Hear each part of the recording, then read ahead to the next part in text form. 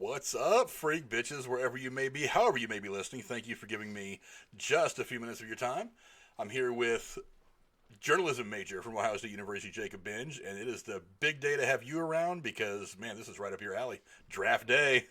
Oh yeah, for sure. Big time excited. I mean, we've been looking forward to this since the night LSU beat Clemson in the national title game, even beyond that, even in the beginning of college football season, and now it's here.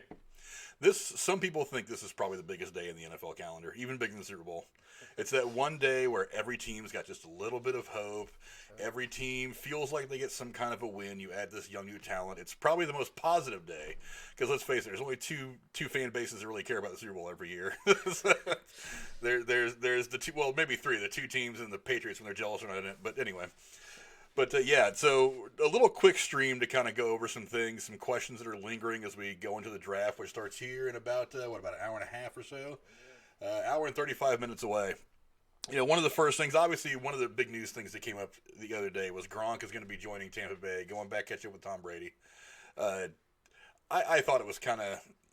I agree with something Colin Cowherd said the other day. It was that Gronk leaving football was not him leaving football, was him leaving the Patriots. He was a little wore out of kind of the culture there. And that Tom Brady leaving kind of gives him a chance to come and finish his career on his terms rather than, go through all that stuff with Belichick. Do you think that was the case? And how do you think they're going to do in Tampa Bay together? Going out with the Super Bowl win is definitely a prestigious way to go out. Gronk really said that he'd only come out to play with Tom Brady, and obviously that's the case there. He's got a year left on his contract, $9 million, not too much.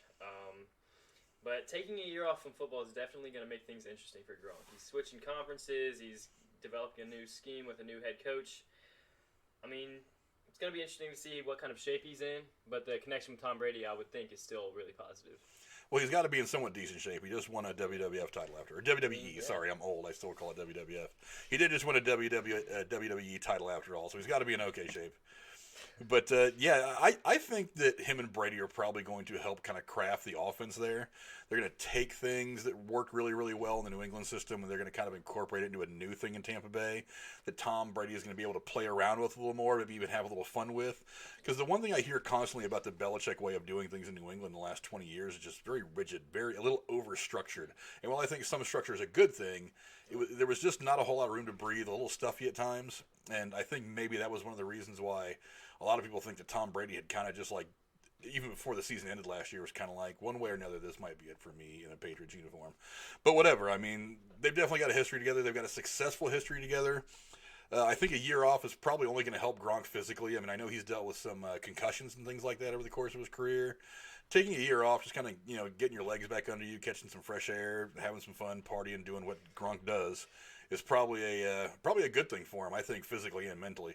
Brady, I think, is just Brady. I think last year, I know a lot of people blamed his receivers, but he was missing throws last year. There was a couple that I saw. I was like, I think Brady 3 or 4 years ago probably would have hit those receivers a little more in stride. A couple didn't look quite so great, but I think having the pressure off Brady a little more is probably going to help him just kind of have fun with it. It's just going to give him a whole different mindset. And I think it's going to help him end his career in a much better place. Yeah.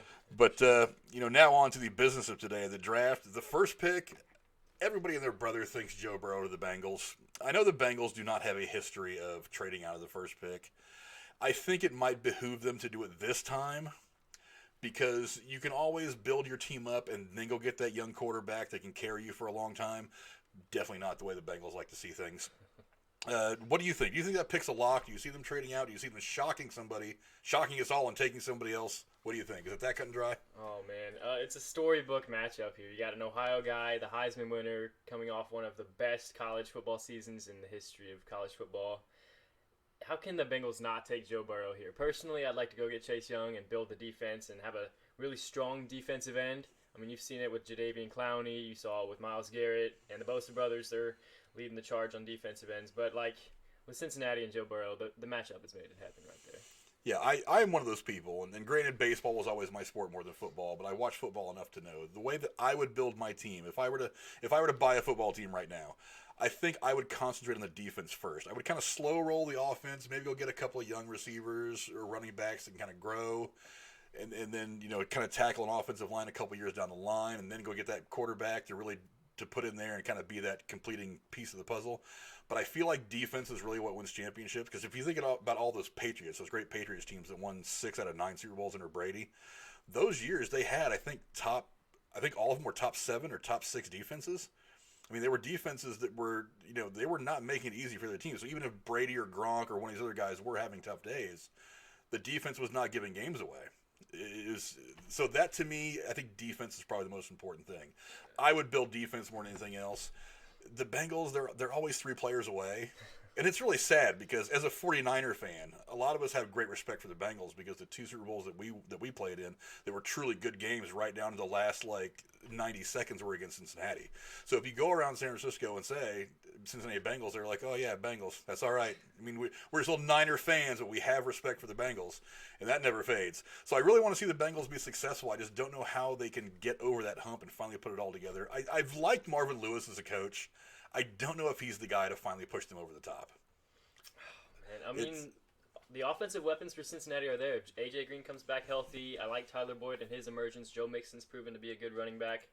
I mean, Andy Dalton was a serviceable quarterback. I'm not sure if rookie first-year quarterback could come in and change culture completely.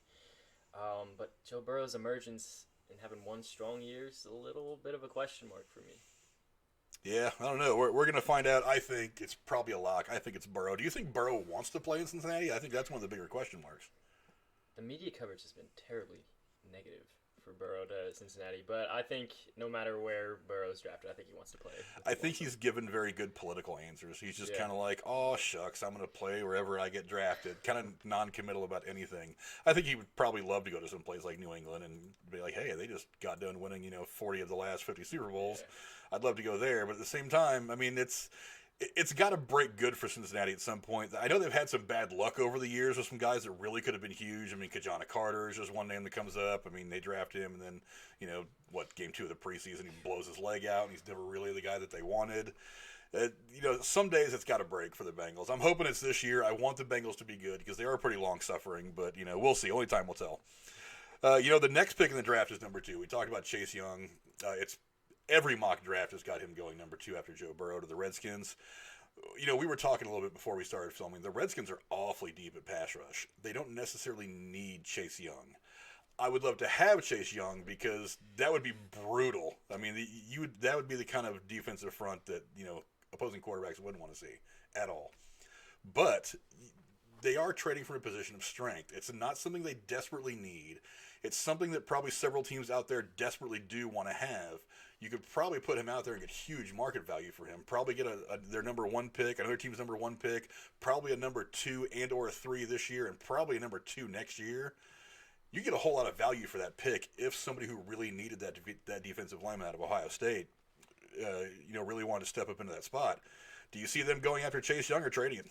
Well, something that hasn't really been covered much in the media with Chase Young in Washington, Chase Young's a Maryland guy. He's from that area. So just like with Burrow and the Bengals, that matchup there is almost perfect. But as you mentioned, I mean, I'm reading a Bleacher Report mock draft. They have Montez Sweat, Ryan Kerrigan, Jonathan Allen on that line, on that defensive front. They don't need Chase Young. And as you just described, the capital they could receive in a trade, does it outweigh passing on Chase Young? It might. The next big question in the draft, and then we'll go take our little break before all the fireworks start, is, the Patriots have a whole lot of questions they have to answer. They are dumping talent left and right since Tom Brady has departed and gone to Tampa Bay. Kicker, Von Oy left. Just everybody's gone. A lot of these Belichick-era guys are gone. Obviously, the glaring news at quarterback. They've got Stedham. They brought back in Brian Hoyer for whatever reasons. I don't know. Obviously, it's not a job that anybody wants stepping in after Tom Brady. So if you're a quarterback, especially one of the ones that's already on the roster for New England, you have to assume it's not going to be a good season for you. Unless you win the Super Bowl next year, you're going to be seen as a failure. But do you see them addressing their quarterback need this year, or maybe waiting till next year and trying to either, I don't want to say tank, because I don't think that Belichick's pride will allow him to tank the way that some teams will to get that high pick, but maybe see them wait until next year, then maybe try to trade into a position to get a guy like Trevor Lawrence or one of the other guys that are going to be big names in the draft next year. Yeah, I kind of described it a few weeks ago. I mean, it's easy to say tank a little bit, take an off year, and then go get that big Trevor Lawrence or even Justin Fields next year, whoever's available. I mean, I don't know. If Belichick wants that blemish on his record, he'll have to take it. But they will address that quarterback need this year, I think. Whether it's Fromm in the later rounds, Jalen Hurts in the later rounds. I don't see them picking a quarterback in the first round tonight with the needs they need on the defensive front after losing so many guys or even a tight end. But they'll address it soon enough.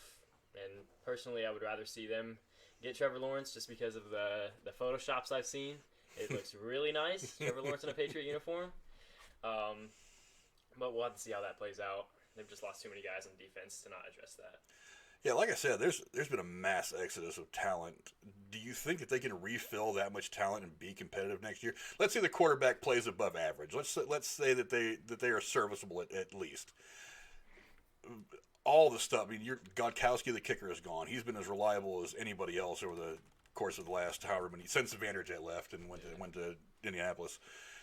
Do you see them being able to use the picks they have in this draft to at least fill probably 75% of that skill level back up to where they can be competitive? Because their division's a lot more competitive now than it has been the last several years. Because Miami's looked really good this year. They finished, I think they won, 5 of their last 6 last year?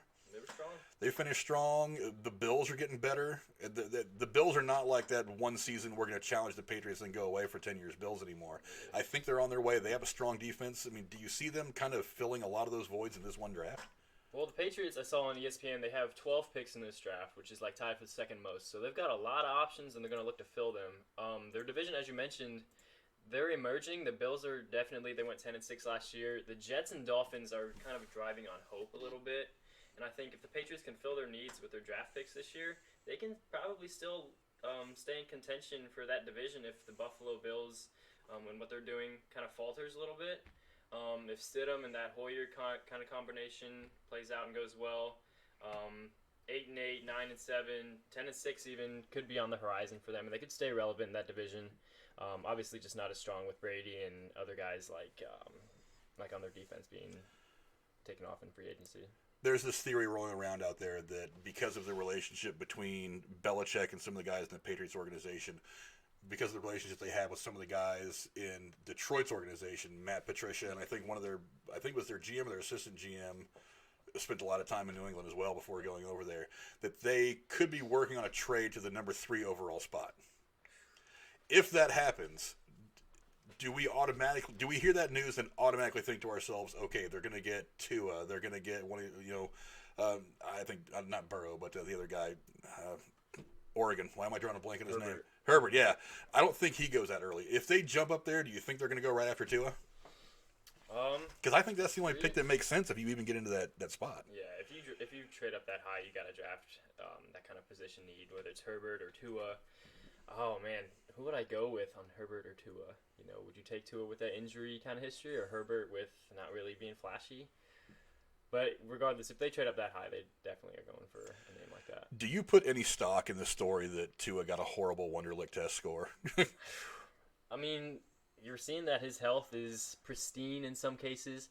I don't know. That hip injury sounded gruesome the way it came out. And I liked him before the injury. It scares me the way things have gone out. I don't know if I buy it too much, but we'll see. We'll see. I don't think he slides, though. I've seen a lot of mocks come out with him sliding into the teens. I don't think he dips that far. Yeah, it's a weird quarterback class. It's like everybody thinks Burrow number 1, and that makes sense for a lot of reasons. And then it's like Tua, it's like he could go really anywhere from like the 3rd into like the mid-late teens. That's a big slide. I mean, because just looking at it, I mean, they've got him in this mock draft that I'm looking at. They've got him picked going 5th overall to the Dolphins, which makes sense. He could go 6th overall to the Chargers. That makes sense. I don't think. The Panthers maybe. I think that's a little more of an outside chance. The Cardinals got their guy. Jaguars at 9 overall, possibly. The Browns, I don't think would pull the trigger on him right now. I think they want to give Baker Mayfield some more time. The Jets have a young guy. The Raiders at 12.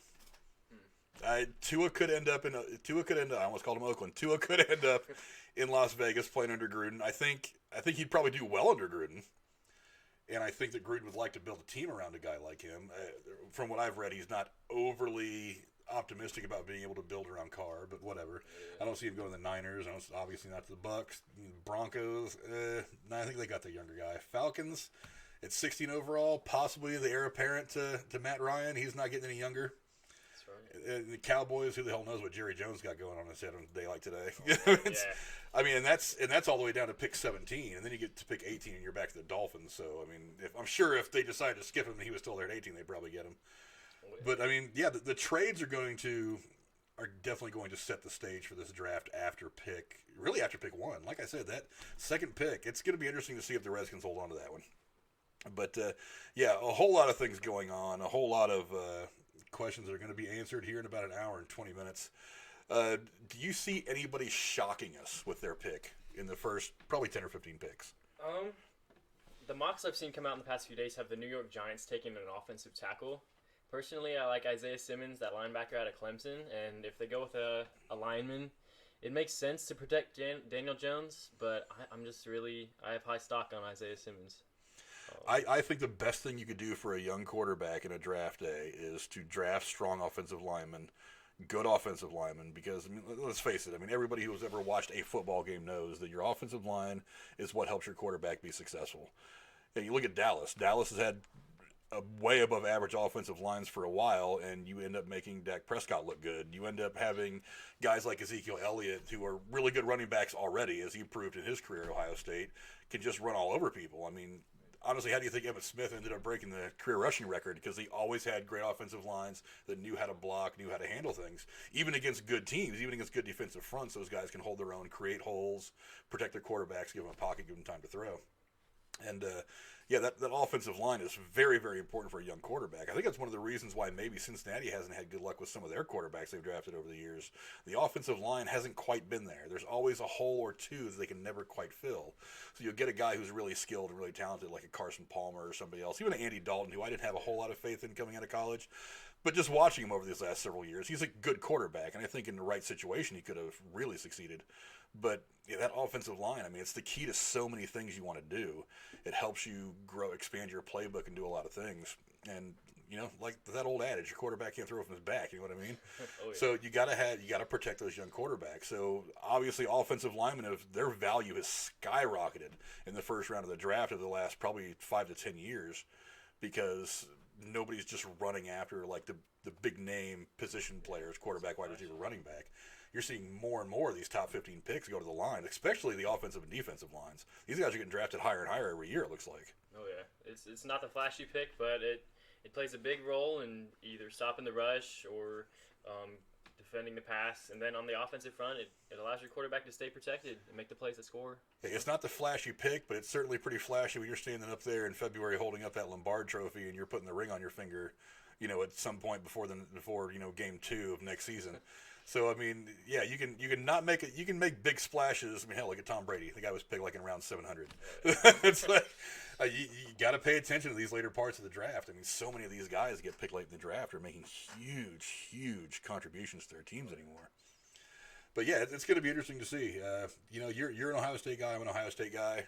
Ohio State historically puts a ton of guys in the NFL. Oh, yeah. Give me a name from Ohio State that maybe isn't getting a whole lot of buzz, but you think is a guy that can really make an impact somewhere. Oh, man, Ohio State's got a list of guys. I like J.K. Dobbins. He's certainly got his fair share of media coverage. Hopefully he slips into the first round. He'll probably be a day 2 pick.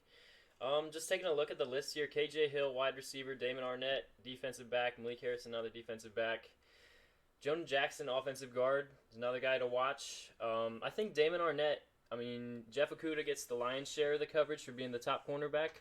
But Damon Arnett was on the other side, locking down the other receivers and making sure that teams faced pressure when it came to throwing. So Damon Arnett's my Ohio State guy to watch. He might be in at the back end of the first, probably a day 2 pick, but you're going to get a good player when you take Arnett. Ohio State puts out some good guys. Did you see a lot of, the first year without Urban Meyer there, obviously, did you see a lot of, like, changes that are negative, that maybe negatively affected the program? Or was it pretty much just not missing a beat?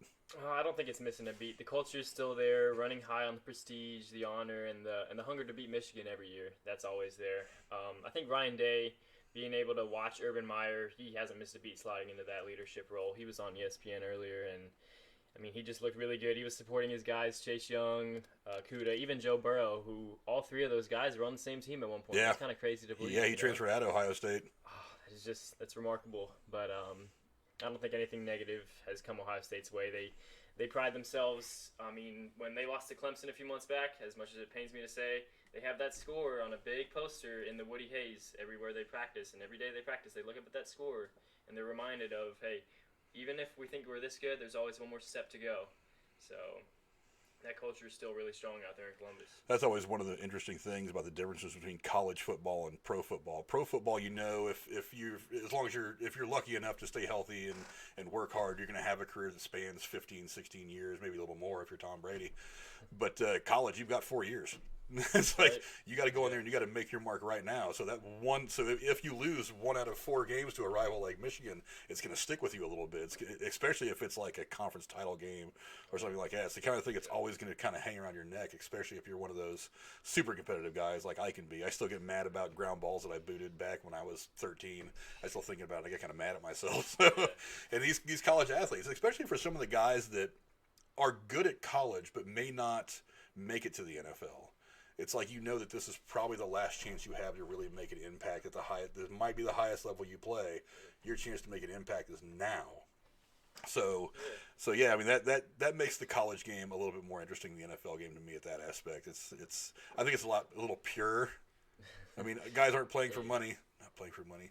I don't know. Whatever your thoughts are about who's getting paid for what in college, but yeah, you really are. It really is one of those love of the game situations. It's like, now they know the money's probably ahead of them for a lot of them, but it's always really great to watch some of these guys go out there and just beat it in because that they know that this might be it.